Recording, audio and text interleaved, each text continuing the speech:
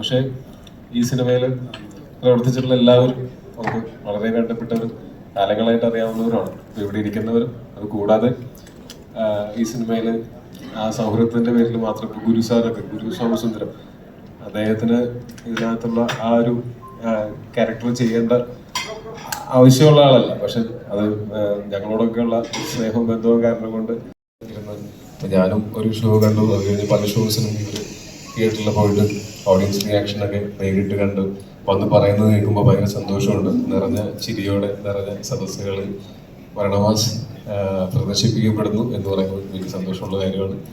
ഇനി ബാക്കി അടുത്ത ആളുകളിലേക്ക് ഞാൻ എൻ്റെ ഈ മൈക്ക് കൈമാറുകയാണ്.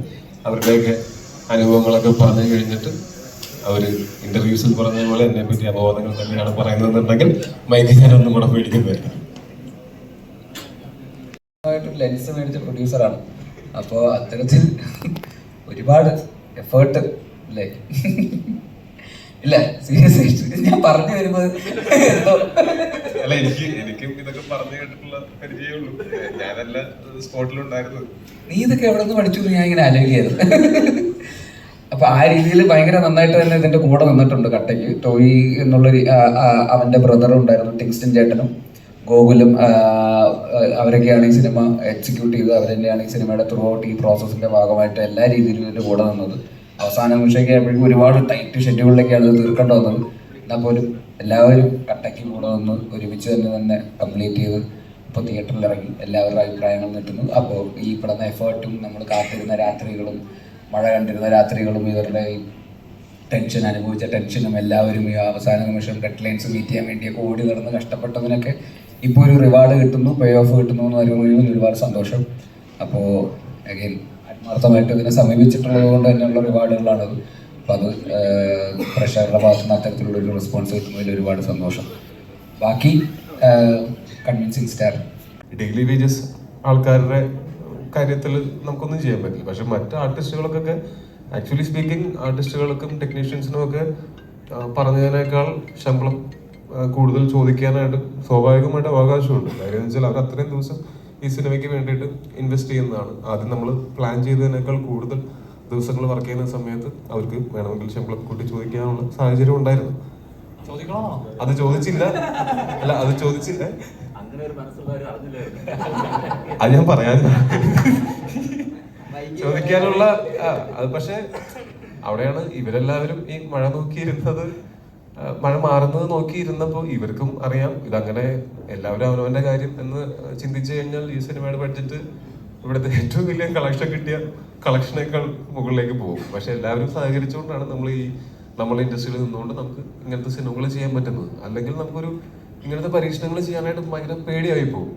നമ്മൾ ഒരു അച്ചിൽ വാർത്ത പോലത്തെ സിനിമകൾ മാത്രം ചെയ്തുകൊണ്ടിരിക്കേണ്ടി വരും. നമുക്ക് പ്രോഫിറ്റ് ഇത്രയും വരും എന്ന് പ്രതീക്ഷിച്ച് അങ്ങനെ മാത്രം ചെയ്യേണ്ടി വരും. അതിൽ നിന്നും മാറി എന്തെങ്കിലും ഔട്ട് ഓഫ് ദ ബോക്സ് ആയിട്ട് ചെറിയ രീതിയിലെങ്കിലും ചെയ്യണമെങ്കിൽ അത് ഒരാളെ കൊണ്ട് ഒറ്റയ്ക്ക് ചെയ്യാൻ പറ്റില്ല. അത് എല്ലാവരുടെയും സഹകരണം അതിനകത്ത് ഭയങ്കര ആവശ്യമാണ്. അതിന് പെർമിഷൻ എടുത്തിട്ടുണ്ടായിരുന്നോ? പെർമിഷൻ എടുക്കാതെ എങ്ങനെയാണ് അവരുടെ ശബ്ദം ഈ സിനിമയിൽ വരുന്നത്? അത് അവര് തന്നെ നമുക്ക് സിജു ചെന്ന് കഥ പറഞ്ഞ് മനസ്സിലാക്കി അവരുടെ അനുവാദത്തോടെ തന്നെയാണ് നമ്മൾ ഈ സിനിമയിലെ ഫോട്ടോ ഉപയോഗിച്ചിട്ടുള്ളതും അതിനകത്തുള്ള ആ ശബ്ദം കേൾക്കുന്നത്. അത് അവര് തന്നെ ഡബ് ചെയ്തിരിക്കുന്നതാണ്. വളരെ അല്ലേ? അല്ല, ചോദിക്കാൻ പറ്റില്ല. ഇതേ ആള് തന്നെ നേരത്തെ ഒരു പടം കണ്ടായിരുന്നോ? സത്യം പറ. ഞാൻ കണ്ടില്ല. ഇന്നാണ് ട്രെയിലർ മാത്രം കണ്ടിട്ടുള്ളൂ. അല്ല, ചോദിക്കാൻ കാരണം ഇതേ ആള് തന്നെ മറ്റൊരു സിനിമയിലെ ശബ്ദം ഉപയോഗിച്ച് പരാതി കൊടുത്തിട്ടുണ്ടായിരുന്നു. അതുകൊണ്ടാണ് ചോദിക്കുന്നത്. നമ്മള് അതൊരു പ്രൊഡ്യൂസറായിട്ട് ചിന്തിക്കുമ്പോൾ എന്നുള്ളത് മാത്രമല്ല, എങ്ങനെ ചിന്തിച്ചാലും ഒരാളുടെ അനുവാദമില്ലാതെ അവരുടെ ശബ്ദമോ രൂപമോ ഉപയോഗിക്കുന്നത് ഒരു ശരിയായ കാര്യമല്ലല്ലോ. അപ്പൊ നമുക്ക് ഇതിനകത്ത് എന്തൊക്കെ ഇത് മാത്രമല്ല ഒരുപാട് കാര്യങ്ങൾക്ക് നമുക്ക് അങ്ങനത്തെ പെർമിഷൻസും റൈറ്റ്സും ഒക്കെ അക്വയർ ചെയ്യേണ്ടി വന്നിരുന്നു. അതൊക്കെ ചെയ്തിട്ട് തന്നെയാണ് നമ്മളത് ചെയ്തിരിക്കുന്നത്. അല്ലാതെ ചെയ്യുന്നത് ഒരു എത്തിക്കലി റോങ് ആയത് കാരണം കൊണ്ട്. പിന്നെന്ന് വെച്ചാല് ഞങ്ങൾക്ക് ഇപ്പൊ സിജു ആദ്യം പറഞ്ഞ സമയത്ത് ഇത് എങ്ങനെയായിരിക്കും എന്നൊന്നും നമുക്കറിയില്ലായിരുന്നു. പക്ഷെ നമ്മളിങ്ങനെ ഒരു ആവശ്യമായിട്ട് ചെന്നപ്പോൾ കൃത്യമായിട്ട് കാര്യങ്ങൾ നേരെ പോകും. അത്രേ ഉള്ളൂ. Very simple. നമുക്ക് അങ്ങനെ എന്താ പറയുക, ഈ സിനിമയ്ക്ക് അങ്ങനെ ഒരു സൗണ്ട് കൊണ്ട് മാത്രം ആ പ്രസൻസ്, ആ ഫോട്ടോ കാണിക്കുമ്പോൾ മുതൽ പിന്നെ ആ ക്യാരക്ടർ അതിലുണ്ടായിട്ടുള്ള ഹ്യൂമർ എന്ന് പറയുന്നത് ത്രൂ ഔട്ട് സിനിമയിലും ഉണ്ട്. അത് നമുക്ക് വേറെ ആരുടെയെങ്കിലും ശബ്ദം വെച്ച് അത് അച്ചീവ് ചെയ്യാൻ പറ്റുമായിരുന്നു എന്ന് ചോദിച്ചാൽ എനിക്കറിയില്ല. ഇത് തന്നെയാണ് അതിന്റെ റൈറ്റ് പരിപാടി. എന്തെങ്കിലും തരും അത് പറയാൻ പറ്റില്ല. ഞാൻ മെസ്സേജ് അയച്ചുതരാം, വാട്സപ്പിൽ അയച്ചുതരാം. ഒന്നുമില്ല, ഒരു സീസണിൽ സ്ഥിരമായിട്ട് ബലാത്സംഗം ആ പരിപാടിയൊക്കെ ആയിരുന്നു. ഞാനിങ്ങനെ ആലോചിക്കും എന്തിനാ എന്നെ വിളിക്കുന്ന ഒരു സ്ഥിരമായിട്ട്. അങ്ങനെ ഏതോ ഒരു നമ്മുടെ നന്ദി എന്ന് പറയുന്നത് നമ്മുടെ ഒരു നായിക ഉണ്ടായിരുന്നല്ലോ പണ്ട്, നമ്മുടെ കരുവാടി കുട്ടനുള്ള നായിക, അതിലും ബലാത്സംഗം പരിപാടി ഉണ്ടായിരുന്നു. അത് കഴിഞ്ഞ് 3 പടം അടുപ്പിച്ച് ഞാനായിരുന്നു. 3ാമത്തെ സിനിമ എത്തിയപ്പോൾ അവർ വെച്ച് ഇതിലും നിങ്ങളാണോ? അപ്പോൾ ഞാൻ പറഞ്ഞു ഇവിടെ ചിലപ്പോൾ അധികം ആൾക്കാർക്ക് ഇത് അറിയില്ലായിരിക്കാം, അതുകൊണ്ടാണ് നമുക്ക് പെട്ടെന്ന് അധികം ടേക്ക് പോകാതെ പെട്ടെന്ന് പണി തീർക്കാന്ന് പറയുന്നത് എന്ന് പറയുന്ന ഒരു 3-4 പടം അടുപ്പിച്ച് ഞാൻ അവരുടെ കൂടെ ഉണ്ടായിട്ടുണ്ട്. അപ്പോൾ അതിനൊക്കെ പ്രത്യേകിച്ച് ഇപ്പോൾ ഇയാളെ കണ്ടു കഴിഞ്ഞാൽ അയാൾ നല്ല ബലാത്സംഗം പേരിനായിരിക്കും, അങ്ങനെയൊന്നും തന്നെ കണ്ട അതൊന്നും ആയിരിക്കില്ല. പക്ഷെ അങ്ങനെ ഒരു ട്രെൻഡ് ഒരു സമയത്ത് അങ്ങനെ ഒരു ത്രൂ ഔട്ട് അത് തന്നെയായിരുന്നു. മാറി ഒരുപാട് മാറി.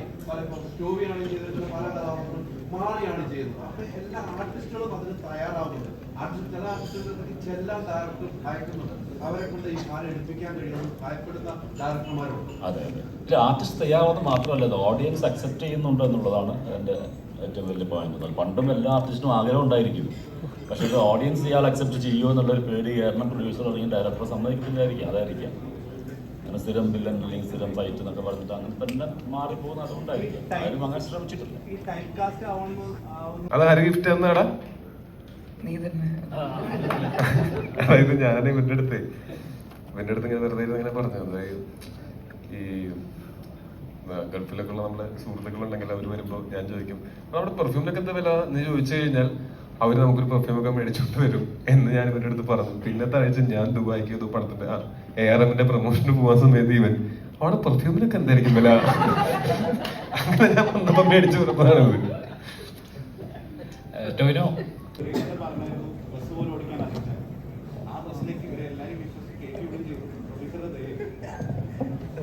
പ്രൊഡ്യൂസറുടെ ധൈര്യമല്ല, ഞങ്ങളുടെ ധൈര്യമാണ്. പ്രൊഡ്യൂസർ എന്താ ഇവിടെ ഇല്ലല്ലോ.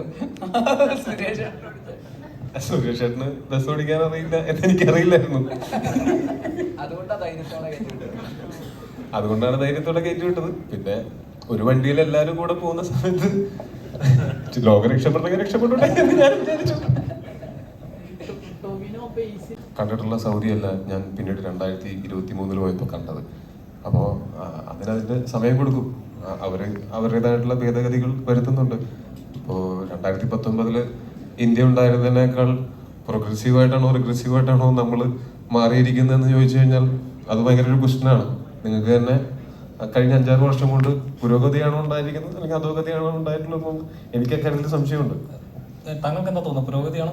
എനിക്ക് അക്കാര്യത്തിൽ സംശയമുണ്ട്. താങ്കൾക്ക് എന്ത് തോന്നുന്നു? എനിക്ക് ആ സംശയത്തിൽ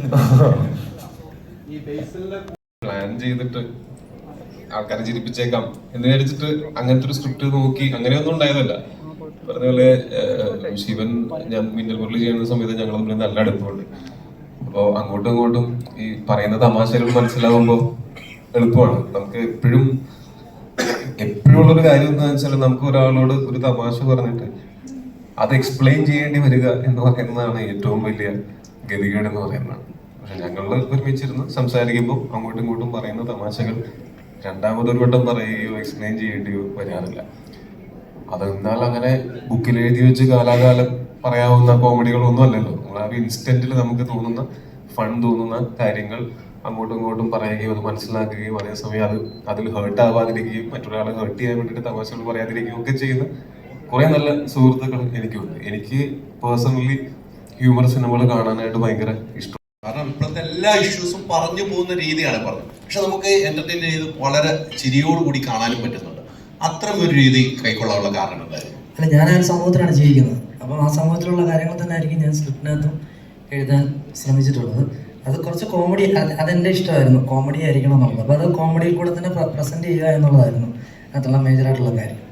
അത് ബാക്കി ആൾക്കാർക്ക് നമ്മൾ ആരെയും ഉപദ്രവിക്കാൻ വേണ്ടിയല്ല ഇത് ചെയ്തിരിക്കുന്നത്. നമ്മൾ ആരെയും കുറ്റപ്പെടുത്തുകയല്ല, ചില തെറ്റുകൾ എനിക്ക് തോന്നിയിട്ടുള്ളതിനെ കുറച്ച് കോമഡി ആയിട്ടാണ് പ്രസന്റ് ചെയ്തിരിക്കുന്നത്. ആ തോന്നൽ ഇപ്പം സ്ക്രിപ്റ്റ് റൈറ്ററിന് തോന്നൽ ഉണ്ടായിട്ടുണ്ടല്ലോ, അങ്ങനെ ഒരു അനുഭവത്തിൽ നിന്നാണോ ഈ സ്ക്രിപ്റ്റ് ഉണ്ടാവുന്നത്? എല്ലാ അനുഭവങ്ങളാണല്ലോ നമുക്കല്ലെങ്കിൽ, എൻ്റെ അനുഭവം അല്ലെങ്കിൽ മറ്റൊരാൾക്കുള്ള അനുഭവങ്ങളൊക്കെ തന്നെയാണല്ലോ നമ്മൾ എഴുതുന്നത്. ഈ സിനിമയ്ക്കകത്ത് മുഴുവൻ സംഭവങ്ങളും എൻ്റെ ജീവിതത്തിൽ ഉണ്ടാവണമെന്ന് എനിക്കൊരിക്കലും പറയാൻ പറ്റത്തില്ല. അതെൻ്റെ സുഹൃത്തുക്കൾക്ക് അല്ലെങ്കിൽ ഞാൻ കണ്ടുള്ള മറ്റു വ്യക്തികൾക്ക് ഉണ്ടായിട്ടുള്ള പല കാരണങ്ങളായിരിക്കും അതിനകത്ത് ഉൾപ്പെടുത്തിയിട്ടുള്ളത്. പിന്നെ കോമഡി ഉള്ളത് അതിൻ്റെ ഒരു ഇതാണ്.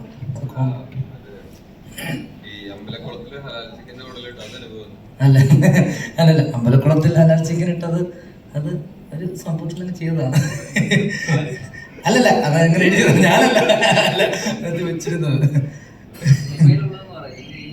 അല്ലല്ല അല്ല സിനിമയിലുള്ളത് കൃത്യമായിട്ട് പറഞ്ഞു. അല്ല അതിനകത്ത് ഇല്ല, അത് കഴിയുമ്പോൾ തന്നെ പറഞ്ഞല്ലോ, ആഹാരത്തിനകത്ത് വരെ നമ്മൾ വർഗീയത അങ്ങനെയുള്ള രീതിയിലാണ് നമ്മൾ വളരെ ഇതായിട്ട് പറഞ്ഞു പോകുന്നത്. പക്ഷെ അതെന്ത് നമ്മൾ ഈ കോമഡി ആയിട്ട് പറയാനെങ്കിലും അതൊരു ചങ്കൂറ്റം എന്ന് പറയുന്നത് വലുത് തന്നെയാണ്. കാരണം അത്രയും സമൂഹത്തിൽ ചർച്ച ചെയ്യപ്പെടുന്ന ഒരു സബ്ജക്റ്റാണ് ഇതൊക്കെ.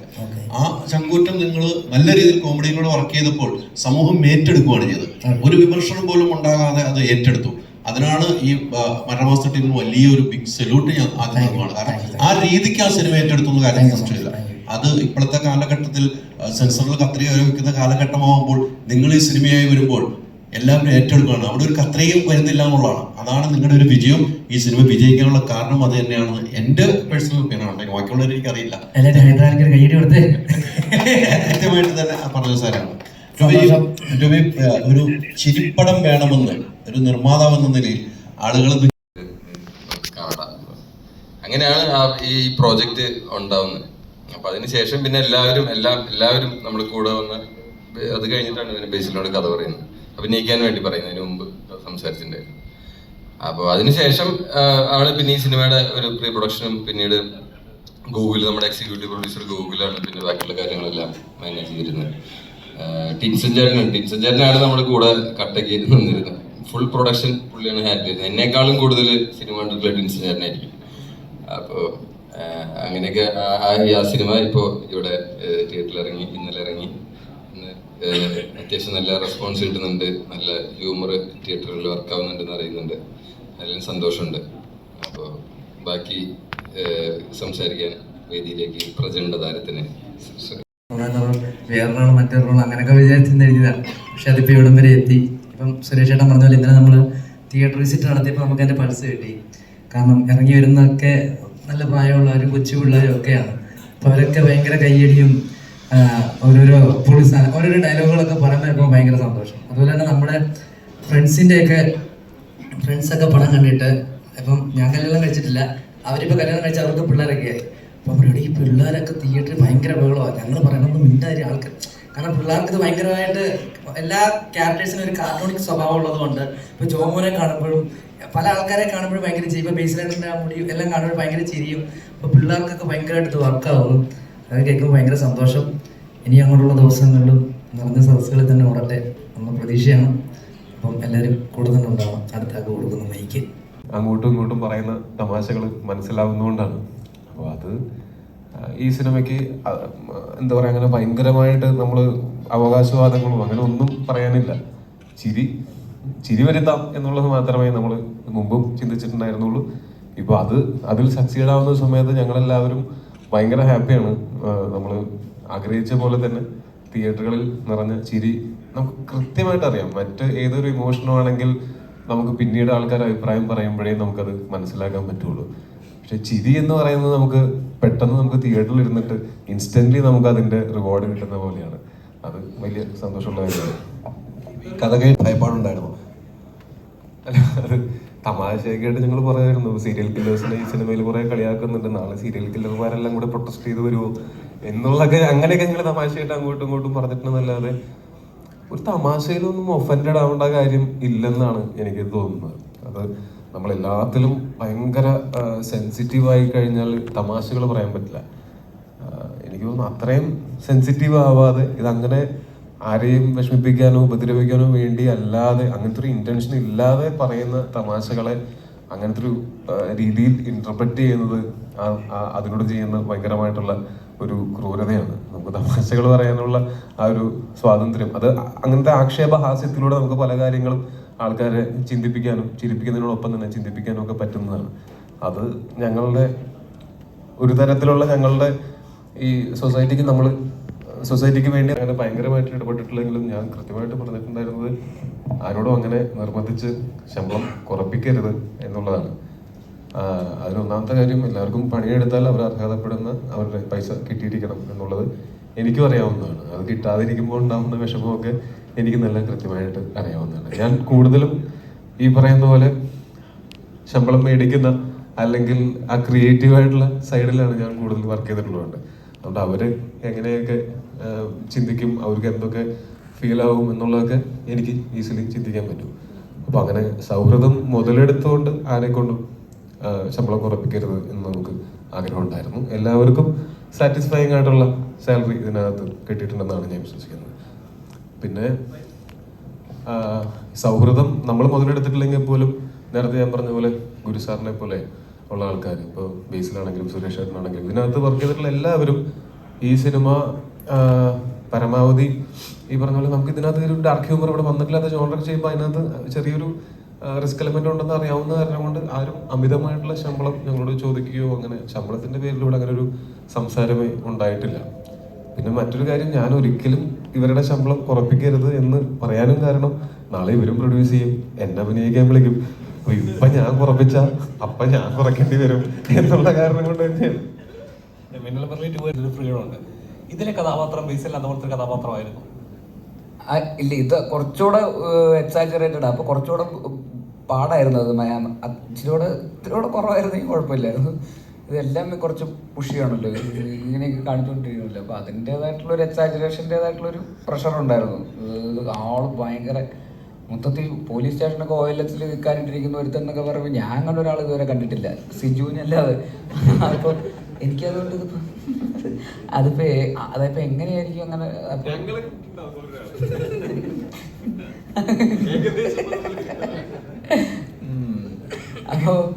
അപ്പൊ അതുകൊണ്ടാണ്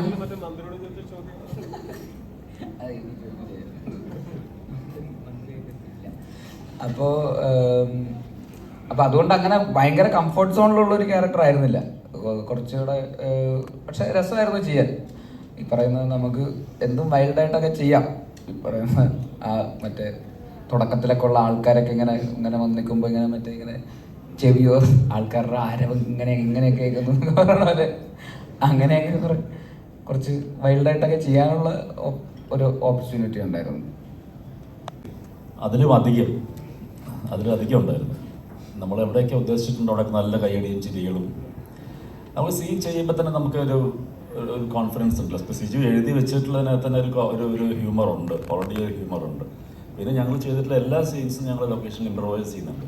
അപ്പോൾ അതിനകത്ത് വേറെ യാതൊരു തരം ഈഗോയും കാര്യങ്ങളൊന്നും ഇല്ലായിരുന്നു. അതിനകത്ത് ഇയാൾക്ക് ഡയലോഗ് കൂടുന്നു, അല്ലെങ്കിൽ അയാൾക്ക് ഡയലോഗ് കൂടുന്നു, അല്ലെങ്കിൽ അയാൾക്ക് ചിരി കിട്ടും, അങ്ങനല്ല. ഇപ്പോൾ എൻ്റെ പല സീനിലൊക്കെ തന്നെ ബേസിലും ഒക്കെ തന്നെ വന്ന് ഇൻവോൾവ് ചെയ്ത് നമുക്ക് ഈ ഡയലോഗ് പറയാം, ഇങ്ങനെ കയറ്റാൻ പറ്റും, കൗണ്ടർ ഇങ്ങനെ പറയാം എന്ന് പറഞ്ഞിട്ടുള്ളൊരു കൊടുക്കൽ വാങ്ങൽ സംഗതി ഞങ്ങൾ ഈ ടീമിനകത്ത് എല്ലാ സീനിലും ഉണ്ടായിരുന്നു. അതിൻ്റെ കൂടെ ഒക്കെ ഒരു ഗുണം നമുക്ക് ആ സിനിമയിൽ കാണുന്നുണ്ട്. അല്ല വെറുതെ എഴുതി വെച്ചത് മാത്രം ചെയ്യാനല്ല. അപ്പോൾ അതിന് സ്വാതന്ത്ര്യം ഡയറക്ടർ തന്നിട്ടുണ്ട്, റൈറ്റർ തന്നിട്ടുണ്ട്. അപ്പോൾ അതുകൊണ്ട് തന്നെ കുറേ സീൻസ് ഞങ്ങൾക്ക് നല്ലപോലെ ഇംപ്രവൈസ് ചെയ്യാൻ പറ്റി. അപ്പോൾ ആ ചിരിയും കൈയടികളൊക്കെ തന്നെ തിയേറ്ററിൽ കിട്ടുന്നുണ്ട്. സുരേഷേട്ടൻ ഒരു സീനിയർ ആക്ടർ കൂടെ, ഒരുപാട് എക്സ്പീരിയൻസ് ഉള്ള ഒരാളാണ് താങ്കൾ. അപ്പം ശരിക്കും പറഞ്ഞാൽ പറഞ്ഞ സർക്കാസം എന്ന് പറയുന്നത് വലിയൊരു പണ്ട് തൊട്ടേ നമ്മൾ കണ്ടുവരുന്ന, അതേപോലെ ധൈര്യമായിട്ട് നമുക്ക് പറയാം, അത് കേൾക്കുന്ന ആളും ആ ലെവലിൽ തന്നെ അക്സെപ്റ്റ് ചെയ്യും എന്നൊരു വിശ്വാസത്തിലായി. പക്ഷെ ഇന്നത്തെ ഒരു കാലത്ത് ഒന്നും ഇന്ത്യ പോലും അതെന്തായിരിക്കും ചിന്തിക്കുന്നത്, വേദനിപ്പിക്കുമോ, അയാൾ അത് തിരിച്ചെങ്ങനെയായിരിക്കും എടുക്കുന്നത് ചിന്തിച്ചിട്ട് വേണം നമ്മൾ എഴുതാനായിട്ട്. ശരിക്കും ഇങ്ങനെ സബ്ജക്ട് കേട്ട സമയത്ത് എങ്ങനെ തോന്നിയിരുന്നു, ഇതെങ്ങനെ ആളുകൾ എടുക്കും, വർക്കൗട്ട് ആവുമോ, നെഗറ്റീവായിട്ട്? ഇതിപ്പോൾ ആരെയും വേദനിപ്പിക്കുന്ന സംഭവങ്ങളൊന്നും തന്നെ ഇതിൽ ഉണ്ടായിട്ടില്ല. എവിടെയും ഒരു സ്ഥലത്ത് പോലും ഉണ്ടായിട്ടില്ല. നമ്മളങ്ങനെ ആരും വേദനിപ്പിക്കാൻ ഉദ്ദേശിച്ചിട്ടുമില്ല. ഇതൊരു എൻ്റർടൈനർ അത്രയേ ഉള്ളൂ. ഫൈറ്റിൻ്റെ ഇടയിൽ ബേസിലിന് കുറച്ച് ഇടി കിട്ടിയപ്പോഴാണ് ശരിക്കും വേദനിച്ചത് നമുക്ക്. അല്ലാതെ സിനിമയിൽ സ്ക്രിപ്റ്റിലൂടെ നമ്മൾ ആരെയും വേദനിപ്പിക്കാനോ അല്ലെങ്കിൽ അങ്ങനത്തെ സബ്ജക്റ്റ് അല്ലല്ലോ ഇത്. ഇങ്ങനെ കുറേ ഉണ്ടാക്കി വെച്ചിട്ടുള്ള ഒരു കാർട്ടൂൺ ക്യാരക്ടേഴ്സാണ്, അത്രയേ ഉള്ളൂ. മറ്റുള്ളൊരു ഡയറക്ടേഴ്സ് വിളിക്കാൻ അതൊരു കാരണമായിട്ടുണ്ടോ? അതിന് മുമ്പും കോമഡി ക്യാരക്ടറുടെ സുരേഷ് അങ്ങനെ വന്നിട്ടില്ല. അതെ, അത് ഈ സിനിമയിൽ അത് ഉപകാരപ്പെട്ടിട്ടുണ്ടോന്നാണ് എനിക്ക് തോന്നുന്നത്. ഇല്ല, എനിക്കതിൻ്റെ തുടക്കം എനിക്കിപ്പോഴും ഞാൻ പറഞ്ഞു ജീവിതത്തിൽ ഒരു ബസ് കണ്ടക്ടർ, ബസ് ഡ്രൈവറുടെ ഒരു വേഷമാണ്. എന്നെ കണ്ടിട്ട് വേറൊരാളിങ്ങനെ ഒരു ബസ് ഡ്രൈവറുടെ വേഷത്തിൽ വിളിക്കുന്ന എനിക്ക് തോന്നുന്നില്ല. ഞാൻ ആലോചിച്ചപ്പോൾ എനിക്ക് തോന്നുന്നത് ഞങ്ങൾ നടികർ എന്ന ഒരു സിനിമയിലായിരുന്നു ഞാൻ ടോവിയൊക്കെ കൂടുതൽ അടുക്കുന്ന ഒരു സമയം. അപ്പോൾ ടോവിയാണ് ഇതിൻ്റെ പ്രൊഡ്യൂസർ. ചിലപ്പോൾ അങ്ങനെ ഒരു ക്യാരക്ടർ ലിസ്റ്റ് വന്നപ്പോഴത്തേക്കും ചിലപ്പോൾ ഒരു സജഷൻ പറഞ്ഞിട്ടുണ്ടായിരിക്കണം, അതിനെ സംവിധായകനും ഓക്കെ പറഞ്ഞിട്ടുണ്ടായിരിക്കണം, അങ്ങനെയായിരിക്കും. അല്ലാതെ ഇപ്പോൾ അതായത് സുരേഷ് ചേട്ടനെ ഞാനും പേഴ്സണലി പരിചയപ്പെടുന്ന ഒരു 2 കൊല്ലമൊക്കെ ആയിട്ടുള്ളൂ ഞങ്ങൾ തമ്മിൽ പേഴ്സണലി ഒരുമിച്ച് അത്രയും സമയം ചെലവഴിച്ചിട്ടൊക്കെ. ഈ നടികറിനും കുറച്ച് മുമ്പ് നമ്മളങ്ങനെ ആണ് ഞങ്ങൾ പരിചയപ്പെട്ടതും സമയം സ്പെൻഡ് ഒക്കെ ചെയ്തിട്ടുള്ളത്. അപ്പോൾ എനിക്ക് പേഴ്സണലി എൻ്റെ എക്സ്പീരിയൻസ് എന്ന് വെച്ചാൽ നമ്മൾ ഈ സിനിമയിൽ കാണുന്ന സുരേഷ് ചേട്ടനെ അല്ല, അല്ലെങ്കിൽ സുരേഷ് ചേട്ടനെ അങ്ങനെ ഒരു സ്റ്റീരിയോ ടൈപ്പ് ചെയ്തിട്ടുണ്ടെന്ന് തോന്നുന്നു പലപ്പോഴും. ഈ പറഞ്ഞ പോലെ കൺവിൻസിങ് സ്റ്റാർ എന്ന് പറഞ്ഞിട്ടും അല്ലെങ്കിൽ എന്തെങ്കിലും വില്ലൻ വേഷങ്ങളിലോ ചതിക്കുന്ന ആളായിട്ടോ അങ്ങനെയൊക്കെ കുറേ നമ്മൾ കണ്ടിട്ടുണ്ട്. പക്ഷേ നേർ വിപരീതമാണ് പുള്ളി. ശരിക്കും ഒരുമിച്ച് നമ്മൾ സംസാരിക്കുന്ന സമയത്ത് അങ്ങനത്തെ ഒരു സീരിയസ് ആയിട്ടുള്ള ഒരാളോ അങ്ങനത്തെ ആളും അല്ല. നമുക്ക് എല്ലാവർക്കും കൂടുതൽ സമയം സ്പെൻഡ് ചെയ്യാനായിട്ട് ഭയങ്കര ഇഷ്ടമുള്ള ആളാണ് സുരേഷ് ചേട്ടൻ. തങ്കക്കുടമാണെന്നാണ് ഞങ്ങൾ അങ്ങോട്ടും ഇങ്ങോട്ടും സുരേഷ് ചേട്ടനെ പറ്റി പറയുമ്പോൾ പൂക്കിയാണ്. അത് ഒരാളോട് നമുക്ക് അങ്ങനെ ഒരു ഇഷ്ടം തോന്നുന്നത് വെച്ചാൽ അവരോട് സമയം സ്പെൻഡ് ചെയ്യുമ്പോൾ ഒരു നെഗറ്റിവിറ്റിക്കും അവിടെ യാതൊരു സ്ഥാനവുമില്ല. ഇതുവരെ സുരേഷ് ചേട്ടൻ ആരെങ്കിലും പറ്റി മോശപ്പെട്ട കാര്യങ്ങൾ പറയുന്നതോ ആരെങ്കിലും കുറ്റം പറയുന്നതോ അങ്ങനത്തെ ഒരു രീതിയിലുള്ളൊരു വികാരഭരിതമായിട്ട് അങ്ങനെ സംസാരിക്കുന്നതോ ഒന്നും ഞാൻ കണ്ടിട്ടില്ല. എല്ലാ കാര്യങ്ങളും ഭയങ്കര ലൈറ്റായിട്ടും അതിൻ്റെ ഒരു ഹ്യൂമർ സൈഡിൽ വരുന്നത്. അതിപ്പോൾ ഏത് പ്രായത്തിലുള്ള ആൾക്കാരുടെ കൂടെ വേണമെങ്കിലും ഇരുന്ന് ചില്ല് ചെയ്യാവുന്ന പോലത്തെ അങ്ങനത്തെ ഒരു ആളാണ് സുരേഷ് ചേട്ടൻ. പക്ഷെ ആ ഒരു സുരേഷ് ചേട്ടൻ്റെ ആ ഒരു സൈഡ് ഇത്രയും കാലമായിട്ട് എന്തുകൊണ്ടാണ് എക്സ്പ്ലോർ ചെയ്യപ്പെടാത്തത് എന്നുള്ളതാണ് ഞാൻ പുള്ളിനെ പരിചയപ്പെട്ടപ്പോൾ മുതൽ ചിന്തിച്ചിട്ടുള്ളത്. നടികർ ചെയ്യുന്ന സമയത്തും ഞങ്ങൾ ചിന്തിച്ചിട്ടുള്ളത് എന്തുകൊണ്ട് ഇത്രയും കാലമായിട്ടും അത് എക്സ്പ്ലോർ ചെയ്യപ്പെട്ടിട്ടില്ല എന്നുള്ളതാണ്. അപ്പോൾ ഈ ക്യാരക്ടറിന് ജിക്കു എന്ന് പറയുന്നത് റൊപ്പിന്ന് ഇറക്കിയിട്ട് വേണം അത് എക്സ്പ്ലോർ ചെയ്യാനായിട്ട്. അപ്പോൾ ജിക്കു എന്നുള്ളൊരു ക്യാരക്ടർ വന്നപ്പോൾ അതിൽ സുരേഷ് ചേട്ടൻ എന്നുള്ളൊരു ഓപ്ഷൻ വന്നപ്പോൾ നമുക്ക് ആർക്കും അതിനകത്ത് യാതൊരു ഡൗട്ടും ഉണ്ടായിരുന്നില്ല. എങ്ങനെയാണ് സന്തോഷവാനാണ്? നല്ല സീരിയസ് ട്രാക്ക് വിളിച്ച് കയ്യടി കിട്ടിക്കൊണ്ടിരിക്കും, ഉടനെ വീണ്ടും കോമഡി ട്രാക്കിലേക്ക് വരും. അതിൻ്റെ ഒരു തയ്യാറെടുപ്പും കാര്യങ്ങളൊക്കെ ഉണ്ട്. അതെങ്ങനെയാണ് ഫേസ്? അല്ല, അങ്ങനെ ചെയ്യുമ്പോഴാണല്ലോ അതിനൊരു എക്സൈറ്റ്മെന്റ് വരുമോ, നമുക്കൊരു സന്തോഷം ഉണ്ടാകുന്നത്. അങ്ങനെയാണല്ലോ ഇനിയും അത് എക്സ്പ്ലോർ ചെയ്യണമെന്നാണ് ഞാൻ പേഴ്സണലി ആഗ്രഹിക്കുന്നത്. ഇനിയും പൊന്മാൻ പോലത്തെ സിനിമകളും ചെയ്യണം, അതേസമയം മരണമാസ പോലത്തെ സിനിമകളും ചെയ്യണം. അപ്പോഴാണ് അതിനൊരു ഇതൊന്നും അല്ലാത്ത സിനിമകളും ചെയ്യണം. അപ്പോൾ അതെല്ലാം കൂടെ ഒരു മിക്സ് ഓഫ് എല്ലാം വരുമ്പോഴാണല്ലോ നമുക്കും ചെയ്യുന്ന അല്ലെങ്കിൽ ഇതൊരു മോണോട്ടോണസ് ഇതായിട്ട് മാത്രം നിൽക്കുമല്ലോ, ഒരേപോലെ തന്നെ എന്നുള്ള രീതിയിൽ നമുക്കും അത് ബോറടിക്കാൻ തുടങ്ങുമല്ലോ, കാണുന്നവർക്കും അത് ബുദ്ധിമുട്ടാവും. അപ്പോൾ അതുകൊണ്ട് പറ്റുന്ന പോലെയൊക്കെ നമുക്ക് പറ്റാവുന്ന പോലെയൊക്കെ ശ്രമിക്കുക. അത് അത്തരത്തിലുള്ള വെറൈറ്റീസ് വരുന്നവർക്കും കൊണ്ടുവരാനുള്ളൊരു മോട്ടിവേഷനും കൂടെ ആണല്ലോ. ഇപ്പോൾ പൊന്മാൻ കാണുമ്പോഴാണ് അവർക്ക് ഓക്കെ ഇയാൾക്ക് ഇങ്ങനത്തെ റോളുകൾ ചെയ്യാൻ സ്കോപ്പുണ്ട്, അപ്പോൾ അങ്ങനത്തെ റോളുകൾ അവരും ആലോചിക്കുക. ഇല്ലെങ്കിൽ ചിലപ്പോൾ ഈ പറയുന്ന ഗുരുവായൂരമ്പല നടയിലോ മണക്കുഴിയോ മരണമാസോ എന്നൊക്കെ പറയുന്ന പോലത്തെ റോളുകൾ മാത്രമായിരിക്കും ചിലപ്പോൾ വരിക. അപ്പോൾ നമ്മളും അത് എക്സ്പ്ലോർ ചെയ്യാൻ ഓപ്പൺ ആകുമ്പോഴാണ് അവരും ഓപ്പൺ ആവുള്ളൂ, ഓഡിയൻസും അതിനനുസരിച്ചിട്ട് എക്സൈറ്റഡ് ആവുള്ളൂ. ഇതെല്ലാം ഒരു ആർട്ടിസ്റ്റിനെ സംബന്ധിച്ചിടത്തോളം എനിക്ക് തോന്നുന്നു വളരാനുള്ള പോസിബിലിറ്റീസാണ്. എല്ലാവർക്കും അങ്ങനെ തന്നെയാണ്. ഒരു ഡയറക്ടറാണെങ്കിലും നമ്മൾ ടെക്നീഷ്യൻ എന്നുള്ള രീതിയിൽ പല രീതിയിലുള്ള എക്സ്പെരിമെൻറ്റുകൾ ചെയ്യുമ്പോഴാണല്ലോ, പല രീതിയിലുള്ള ഓപ്ഷൻസ് ട്രൈ ചെയ്യുമ്പോഴാണല്ലോ നമ്മൾ വളരുക. അല്ലെങ്കിൽ ഒരേപോലത്തെ കംഫർട്ട് സോണിൽ തന്നെ അകത്ത് തന്നെ നിന്ന് പോകുമല്ലോ. അപ്പോൾ തീർച്ചയായിട്ടും രണ്ടും വേണമെന്ന് എനിക്ക് തോന്നുന്നു, എല്ലാം വേണമെന്ന് എനിക്ക് തോന്നുന്നു. സുരേഷ് ചേട്ടൻ ഒരു മാതൃകയും കൂടെ സീനിയർ ആയ ഒരാളാണ്. സുരേഷ് ചേട്ടൻ ചെയ്തു വെച്ച കഥാപാത്രം നമുക്കറിയാം, സീരിയസ് കഥാപാത്രം. പിന്നെ പെട്ടെന്നാണ് ഒരു ട്രാക്ക് മാറ്റി പിടിച്ച് ഈ പറഞ്ഞ പോലെ തൊഴിലിനോ കൂടെ തന്നെ അഭിനയിച്ച് ഒരു ട്രാക്ക് മാറ്റി ഈ സിനിമയിലേക്ക് വരുന്നത് കോമഡി ആവുന്നത്. അത് സുരേഷ് ചേട്ടൻ ഒരു എക്സ്പീരിയൻസ് എന്തെങ്കിലും പറഞ്ഞു തന്നിട്ടുണ്ടോ? സുരേഷ് ചേട്ടൻ പറഞ്ഞു കേട്ടിടത്തോളം സുരേഷ് ചേട്ടന് കിട്ടിയില്ല ഇതുവരെ. ഇപ്പോഴാണ് അതിനുള്ള ഒരു അവസരം കിട്ടുന്നത് സുരേഷ് ചേട്ടൻ. അല്ലെങ്കിൽ സുരേഷ് ചേട്ടൻ ആ ഒരു ലൂപ്പിൽ പെട്ടുപോയ ഒരാളാണ് ബേസിക്കലി. അതേപോലത്തെ റോളുകൾ ടൈപ്പ് കാസ്റ്റ് ചെയ്യപ്പെടുക, ഇങ്ങനൊരു ഇന്നലെ തന്നെ കുറച്ച് കഥയൊക്കെ പറയുന്നുണ്ടായിരുന്നു, അത് നിങ്ങൾ വേണമെങ്കിൽ പറഞ്ഞു. അപ്പോൾ ഇങ്ങനത്തെ ഒരു സീനുണ്ട്, അപ്പോൾ അതിനൊരാളെ വിളിക്കണം, അതിനൊരു എക്സ്പേർട്ടായിട്ടുള്ള ഉത്തരവാദിത്തത്തോടെ ചെയ്തു കൊടുക്കപ്പെടുന്ന ഒരാൾ വേണം എന്ന് അവർക്ക് തോന്നിക്കഴിഞ്ഞാൽ അപ്പം തന്നെ സുരേഷ് ചേട്ടനെ വിളിക്കും. കോട്ടൊക്കെ ഇടിപ്പിച്ച് വന്ന് പറ്റിക്കുക, ഒരു ചതി, ചെറിയൊരു ചതി. അതപ്പോൾ അങ്ങനെ പിന്നെ അത് ആദ്യം അങ്ങനെ ഒരു ഇതിലേക്കൊക്കെ പോയി. പിന്നെ ഇപ്പോഴാണ് സുരേഷ് ചേട്ടൻ 2.0 റിവീൽ ആവപ്പെടുന്നത്. അപ്പോൾ ഇനി അങ്ങോട്ട് സുരേഷ് ചേട്ടന് എല്ലാ തരത്തിലുള്ള റോളുകളും വരും എന്ന് തന്നെയാണ് ഞാൻ വിശ്വസിക്കുന്നത്. കോമഡിയും പ്രോപ്പർ ക്യാരക്ടർ റോൾസും അല്ലാത്ത ഈ പറയുന്ന കുറച്ച് വില്ലങ്ങി ആയിട്ടുള്ള റോൾസും എല്ലാം ഇനി വരാനുള്ള ഓപ്പർച്യൂണിറ്റി ഞാൻ വാതിൽ മലർക്കെ തുറന്നു നടക്കുകയാണെന്നാണ് എനിക്ക് തോന്നുന്നത്. സുരേഷ് ആ കാലത്ത് പറയട്ടെ എപ്പോഴും കണ്ടിന്യൂസ് ആയിട്ട് വിളിക്കുന്നത് ഇല്ല, അതാണത് ഓഡിയൻസിന്റെ അക്സെപ്റ്റൻസി ഉണ്ട്, ഇവർക്കുണ്ട് എന്നുള്ളത് കൊണ്ടായിരിക്കാം. ഞങ്ങള് ജോണി ആന്റണിയുടെ ഒരു പടം തുറുപ്പ് വിലാനാണ്, അതിൽ അഭിനയിക്കുന്ന സമയത്ത് പട്ടണത്തിൽ ഭൂതം രാജൻ പി ദേവും ഞാനൊക്കെ ഉണ്ടായിരുന്നത്. അപ്പോൾ ഞങ്ങൾ നല്ല രീതിയിൽ കാണിച്ചുകൊണ്ടിരിക്കുകയാണ്. ഏതോ ഒരു സീനിലാണ് ഞങ്ങൾ ഒരു വില്ലൻ ഷെയ്ഡിലേക്ക് ക്യാരക്ടേഴ്സ് മാറുന്നത്. അപ്പോൾ ജോണിയോട് ചോദിച്ചു, ജോണി അപ്പോൾ ഈ സീനിലായിരിക്കും ഓഡിയൻസ് അറിയുന്നത് ഞങ്ങളായിരിക്കും ഇതിൻ്റെ പുറകിൽ നിന്നല്ലേ? അപ്പോൾ ജോണി പറഞ്ഞത്, ഞാൻ ശ്രമിച്ചുകൊണ്ടിരിക്കുകയാണ്, നിങ്ങളെ കാണിക്കുമ്പോൾ തന്നെ അറിയും, ഞാൻ ഇതുവരെ എങ്ങനെയും എത്തിക്കാൻ പറ്റുന്നത് ശ്രമിച്ചു നോക്കാം എന്ന് പറയുന്ന പോലെ ഓരോരുത്തർക്കും ഓരോ ഇമേജ് ഉണ്ട്. പക്ഷെ ഇപ്പൊ അതൊക്കെ മാറി വരുന്നു. ഇപ്പൊ ഓഡിയൻസ് എല്ലാ ടൈപ്പ് ക്യാരക്ടേഴ്സ് അക്സെപ്റ്റ് ചെയ്യുന്നുണ്ട്. ഒരു ഹ്യൂമറിന്റെ ഒരു പെർസ്പെക്റ്റീവ്, അല്ലെങ്കിൽ ഇത് കുറച്ച് ട്രിക്കി ആയിട്ടുള്ള ഒരു ഫൺ പരിപാടിയാണ്. അപ്പോൾ ഇതേ കോമഡി തന്നെ വേറൊരാളുടെ അടുത്ത് പറഞ്ഞാൽ ചിരിക്കണമെന്നില്ല. അപ്പൊ ഇത് ടാക്കിൾ ചെയ്യാൻ പറ്റുന്ന രീതിയിലുള്ള ആക്ടേഴ്സിനെ സെറ്റ് ചെയ്യുക എന്നുള്ളത് തന്നെ കുറച്ച് ടാസ്ക് ആയിരുന്നു.